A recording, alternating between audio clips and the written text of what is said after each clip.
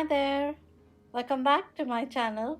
It's surely been a very long time since I posted any new content, and I'm so sorry about that. Well, life just happened, and I had to put YouTube on the back burner for some time. But I'm back now, and I'm hoping to be posting more regularly. And of course, as usual, this channel is all about watercolors and my favorite style, which is loose and expressive rendition of nature. And so a warm welcome to all my old ones, all the old subscribers who still were waiting for me to post something. And of course, a huge hello and welcome to the new ones.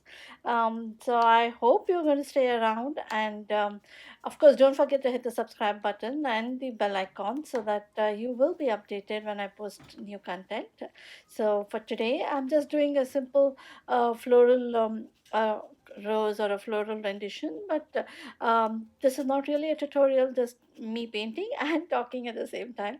So I hope to do more full length videos in the future, but for today, just sit back and relax and enjoy this one.